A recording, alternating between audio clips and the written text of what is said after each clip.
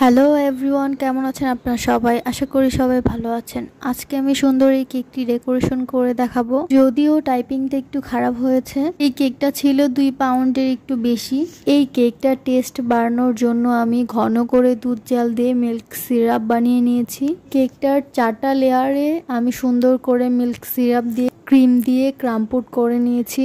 কেকের কিছু কিছু টিপস আছে, যেই টিপসগুলো মানলে কেকের টেস্টটা দ্বিগুণ হয়। এই ক্রিমটার মধ্যে আমি পাউডার মিল্ক ইউজ করেছি। ক্রিমের মধ্যে পাউডার মিল্ক ইউজ করলে আলাদা একটা টেস্ট পাওয়া যায়। বেকারস আপুরা যারা আছে তারা ভালো করেই জানে যে এই গরমে ক্রিম দিয়ে কাজ করা কতটা কষ্টকর। এই গরমে ক্রিম সহজে স্টিফ হতে চায় না। এক বেকারস আপুর কাছে শুনেছিলাম ক্রিমের মধ্যে পাউডার মিল্ক ইউজ করলে নাকি ক্রিম সহজে স্টিফ হয় আর দীর্ঘ সময় ধরে স্টিফ থাকে।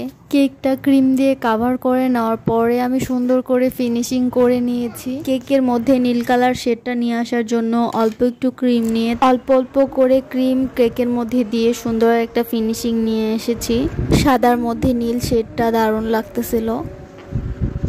ভিডিওর শুরুতেই আপনারা দেখেছেন যে আমি কোন কালার দিয়ে কেকটা ডেকোরেশন করেছি। এখানে আমি 6B নজেল নিয়েছি আর নীল কালার ক্রিম দিয়ে আমি কেকটাকে ডেকোরেশন করতেছি। উপরে এবং নিচে ডেকোরেশন করা হয়ে গিয়েছে। এখন আমি টাইপিংটাও করে নিয়েছি, যদিও টাইপিংটা একটু খারাপ হয়েছে।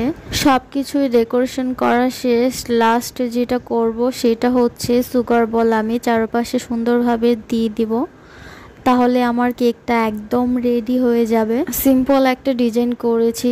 এই ডিজাইনটা আপনাদের কেমন লেগেছে অবশ্যই কমেন্ট করে জানাবেন। সবাই ভালো থাকবেন, সুস্থ থাকবেন। আল্লাহ হাফেজ।